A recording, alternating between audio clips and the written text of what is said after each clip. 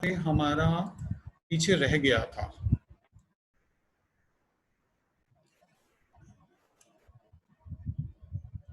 तो यस, तो अब मैं इसको स्लाइड को स्टार्ट करने वाला हूँ इसी स्लाइड से जहां से हम क्वेश्चन कर रहे थे।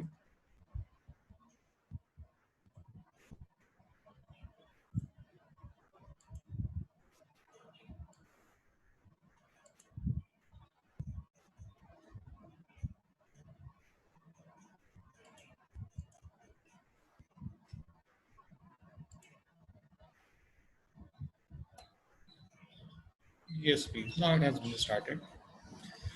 तो मैंने क्वेश्चन कहा था, calculate the work done when 1 mole of a water at 373 K vaporises against an atmospheric pressure of 1 atmosphere. देखो अब हमारे को गिवन क्या है, द मोस्ट इंपॉर्टेंट थिंग हमको नोटिस क्या करना है कि हमको गिवन क्या है।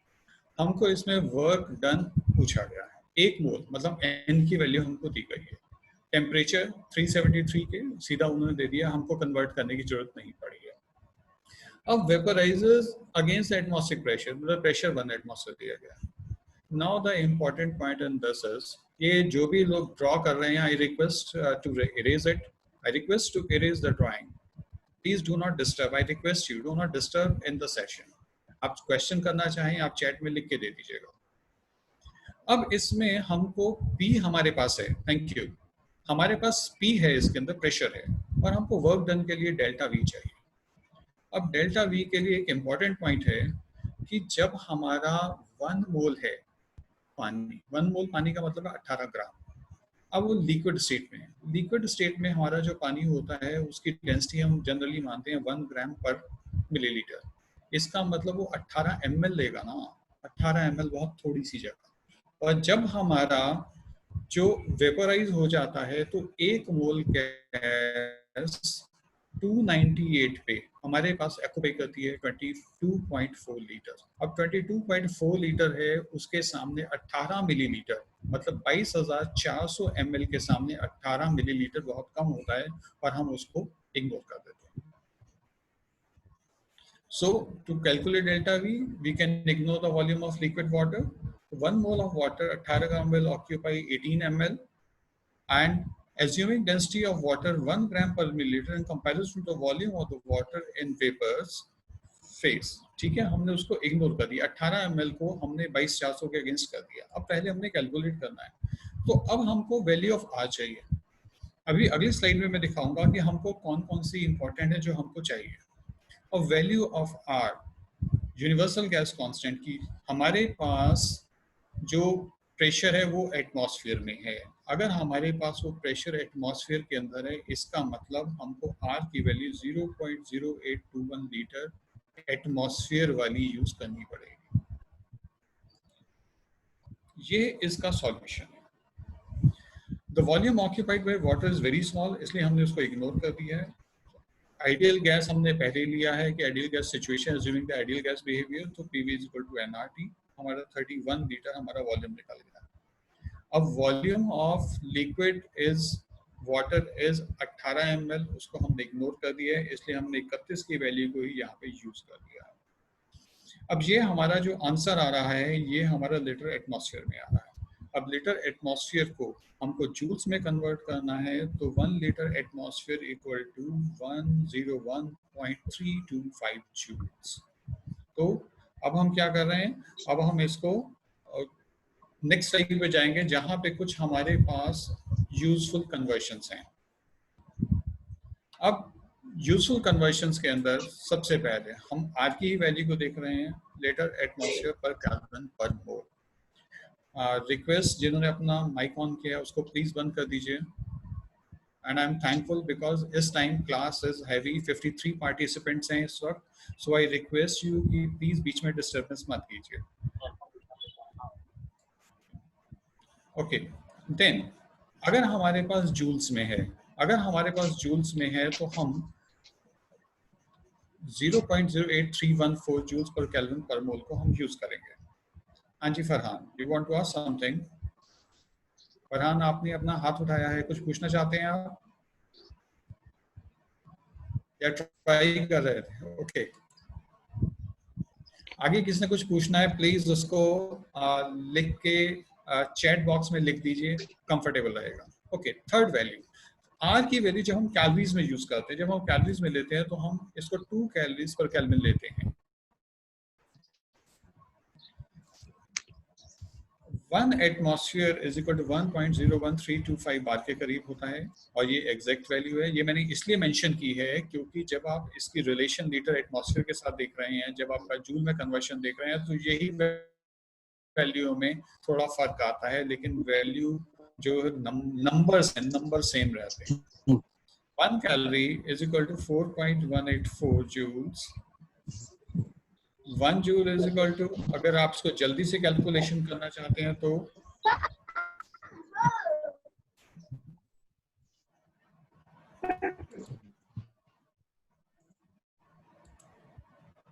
अगर आप जल्दी से कैलकुलेशन करना चाहते हैं जूल के कैलोरीज में कन्वर्ट करने के लिए 0.2390 कैलोरीज है। अगर आपको अर्ग में देना है hello then 10⁻7 ergs. Hello yes sir. Please, हाँ जी बताइए प्लीज। Hello sir. हाँ जी बेटा बताइए, हेलो आवाज आ सर। रही है? आप बताइए क्या कह रहे हैं, आगे बताइए बच्चे। Hello sir. हाँ बेटा बताइए, आगे बताइए।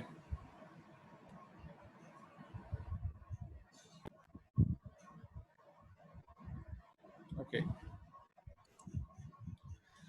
1 लीटर एटमॉस्फेयर इज 101.325। ये देखिए, इसलिए मैंने इसको सेम जो है नंबर सेम है, सो इजली याद हो जाएगा। और अगर हम इसको कैलोरीज में लेना है तो 1 लीटर एटमॉस्फेयर इज 24.20 कैलोरीज। अब जहां से हमारे अब क्वेश्चंस स्टार्ट होंगे, अब इस चीज को हीट कैपेसिटी हमने पहले डील किया है कि 1 डिग्री सेंटीग्रेड आपने अगर टेम्परेचर बढ़ाना जितनी हीट देनी पड़ती है। अब जो वो हीट दी जाती है वो करती क्या है, द मोस्ट इंपॉर्टेंट पॉइंट है वो जो हीट आप देते हो वो करती क्या है। वो हमारी काइनेटिक एनर्जी बढ़ाती है, रोटेशनल एनर्जी बढ़ाती है, वाइब्रेशनल एनर्जी बढ़ाती है गैसियस मॉलिक्यूल्स का। लेकिन अब सबसे इंपॉर्टेंट बात ये है कि अगर रोटेशनल और वाइब्रेशनल एनर्जीज हैं अगर वो लेते हैं तो हमारी कैलकुलेशन थोड़ी डिफिकल्ट होती है। हमारी जनरली जो आता है वो काइनेटिक एनर्जी के ऊपर ही आता है, जनरली काइनेटिक एनर्जी पर क्वेश्चन आता है। और वाइब्रेशन एनर्जी, जब एनर्जी बहुत ज़्यादा हो जाती है तब हम लेते हैं। और मोनो एटॉमिक के अंदर हमारी रोटेशन और वाइब्रेशन एनर्जीज नहीं होती, ये डायटॉमिक के अंदर आती हैं। और डायटॉमिक में भी फिर हमारे पास हम डिग्री ऑफ फ्रीडम से कैलकुलेट कर रहे हैं, तो उतनी कॉम्प्लेक्सिटी में नहीं जाना हमको फिलहाल। तो हमको heat capacity of the gas पे हम बात कर रहे हैं। तो जो हमारी, जब हम पहले ले रहे हैं मोनो एटॉमिक के अंदर हमारी काइनेटिक एनर्जी को इंक्रीज कर रहे हैं। अब काइनेटिक एनर्जी ऑफ ए जो हमारी दी जाती है गैसेस की, उसके लिए फॉर्मूला देते हैं E is equal to 3/2 NRT। N जब हम हमारे पास n नंबर ऑफ मोल्स है, 3/2 NRT हम लेते हैं। और इसलिए जो हमारा CV है, मतलब कांस्टेंट वॉल्यूम के ऊपर जो हमारी हीट कैपेसिटी है, उसको हम काइनेटिक एनर्जी को dt से करते हैं, तो ये हमारे 3/2 NR आ जाती है। तो अब अगर हमने 1 मोल के लिए लेना है, अगर हमने 1 मोल के लिए लेना है तो हमारे पास हम उसके में C, V लिख देते हैं या M कर देते हैं कि हम 1 मोल के लिए कर रहे हैं, या हम उसको 1 मोल वहां पे लिख देते हैं, या molar, it is molar heat capacity. तो molar heat capacity is 3/2 R। अब अगर मोनो एटॉमिक को मैं अब डिफाइन करूं डिग्री ऑफ फ्रीडम के हिसाब से, सिर्फ 1 मिनट लूंगा, आप ध्यान से सुनिएगा। हमारा कोई मॉलिक्यूल घूम रहा है, वो एक्स डायरेक्शन में भी जाएगा, वाई डायरेक्शन में भी जाएगा, जेड में भी जाएगा, मतलब in the 3 direction, in the 3 direction हमारा जो मॉलिक्यूल है वो जाएगा, एक्स में भी जाएगा, वाई में भी जाएगा और जेड में भी जाएगा। तो एक डायरेक्शन के अंदर जो हमारी वैल्यू होती है, जो एक डायरेक्शन में हमारी वैल्यू होती है, वो होती है हमारी 1/2 R। तो जो तीनों डायरेक्शन का 1/2 R को आप सम कर लेते हैं, जब आप इसको सम करते हैं तो 3/2 R बनता है। ये मैंने आपको मॉलिक्यूलर लेवल पे इसका एक्सप्रेशन बता दिया। यहाँ हमने क्या किया, हमने फॉर्मूला यूज किया है kinetic energy is equal to 3/2 nRT, और वहां हमने उसको किया है कि तीनों के हिसाब से।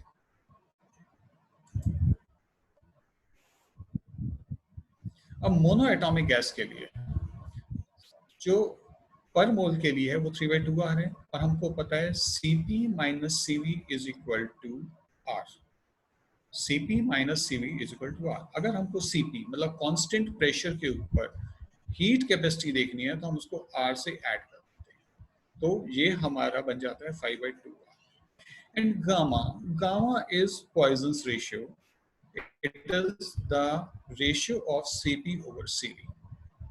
Gamma Poisson ratio Cp over Cv, और इससे हमको पता लगता है कि हमारी एटॉमिसिटी कितनी है।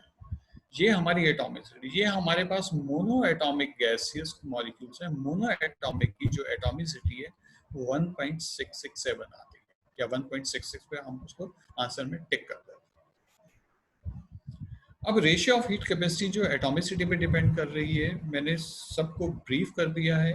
और जो Cv है, Cv is 3/2R for monoatomic, 5/2R for diatomic। diatomic में हमारे पास O2, N2, H2, Cl2 molecules हैं, और ट्राई और पॉलीएटॉमिक के लिए हमारे पास carbon dioxide, ammonia, sulphur dioxide, methane etcetera बहुत सारी आपकी जितनी भी हैं पॉलीएटॉमिक में आती हैं।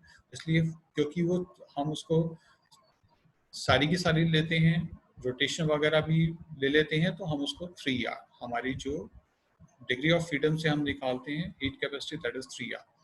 क्योंकि हमारे पास जो degree of freedom mono atomic की सिर्फ हमारी ट्रांसलेशनल आती है, डायटॉमिक में हम बाकी भी इंक्लूड करते हैं, हम उसमें रोटेशनल इंक्लूड करते हैं।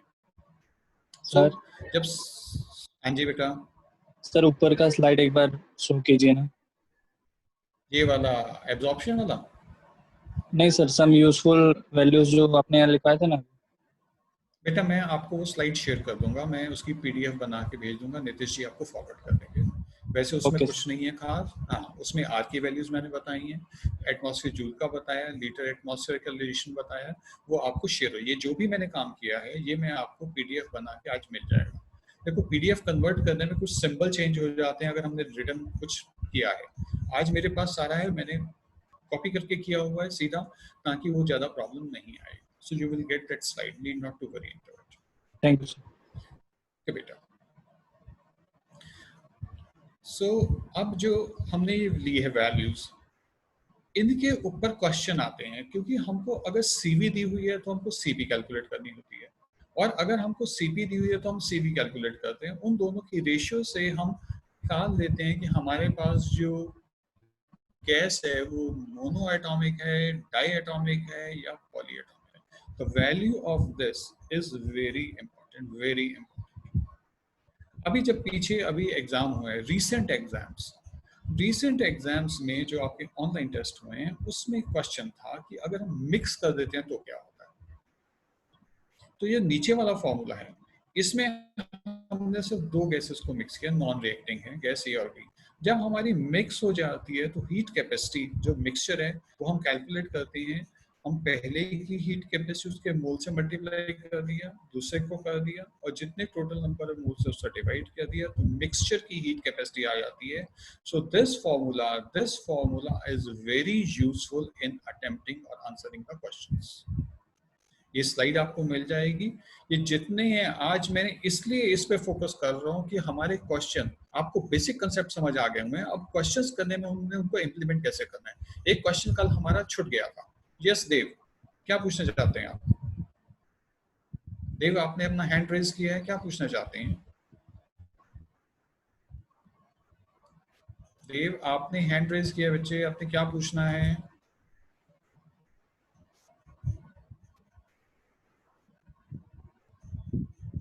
ओके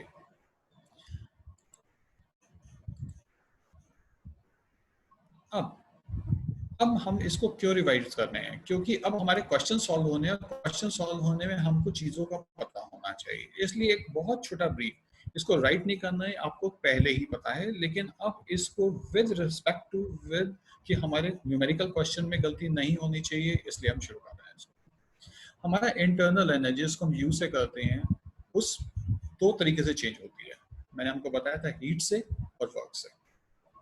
अगर तो हमारा बहुत स्मॉल चेंज है, बहुत स्मॉल चेंज है, तो हम सिंपल डी यूज करते हैं, that is d U equal to d Q plus d W.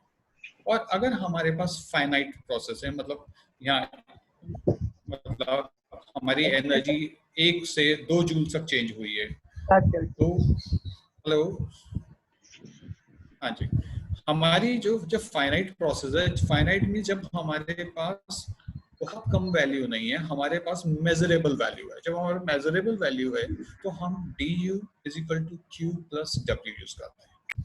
अब सबसे इंपॉर्टेंट बात कि जब हमारे फाइनाइट प्रोसेस होते हैं तो हमारे पास इंटरनल एनर्जी को हम डेल्टा यू से करते हैं, मतलब चेंज इन एनर्जी, क्योंकि हम स्टेट की सारी एनर्जीज को, किसी स्टेट की सारी एनर्जीज को हम उसमें कैलकुलेट सम नहीं कर सकते हैं। रोटेशनल एनर्जी, वाइब्रेशन एनर्जी, आपका न्यूट्रॉन स्पिन कर रहा है, आपका प्रोटॉन स्पिन कर रहा है, आपकी न्यूक्लियस स्पिन कर रही है, इलेक्ट्रॉन स्पिन, हम कहाँ से कर सकते हैं? दैट इज वाई एक स्टेट से दूसरे स्टेट के बीच में जो चेंज आया है उस चेंज को लेते हैं, दैट इज वाई हम डेल्टा यू से करते हैं। अब दूसरी बात, जो हीट और वर्क है हमने उसको Q और W से लिखा है। इसका मतलब ये है कि U हमारा स्टेट फंक्शन है और Q एंड W हमारे पाथ डिपेंडेंट फंक्शंस हैं। अब law of conservation of energy, अब law of conservation of energy कहता है कि अगर आइसोलेटेड सिस्टम है, आइसोलेटेड सिस्टम है तो बोथ Q, मतलब उस पर ना तो हमारा वर्क किया जा सकता है, ना सिस्टम उस पर कुछ कर सकता है, और ना ही हम उसको एनर्जी सकते, क्योंकि आइसोलेटेड सिस्टम। तो आइसोलेटेड सिस्टम के अंदर हमारी डेल्टा यू जो है वो 0 हो जाती है। सो ये बहुत इंपॉर्टेंट लाइन है, no matter what changes of state में occur in an isolated system, important is isolated system, the value of energy function is always a constant, that is 0. So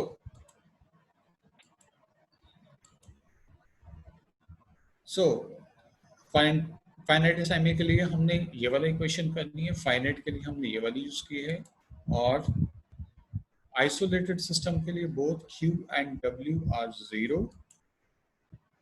So ये दोनों important point है कि for a finite process change in internal energy is written, और इसको, ये हमारा state function है, ये हमारे पाथ फंक्शन है। इस पे कितनी बार क्वेश्चन आए हुए हैं आईआईटी के अंदर, कितनी बार क्वेश्चन आए हुए हैं, और ये नहीं आईआईटी में ही, बिट सेट में भी आए हुए हैं, नीट में भी आए हुए हैं, एम्स, अगर आप देखोगे इन पॉइंट्स के ऊपर बहुत क्वेश्चन आए हैं।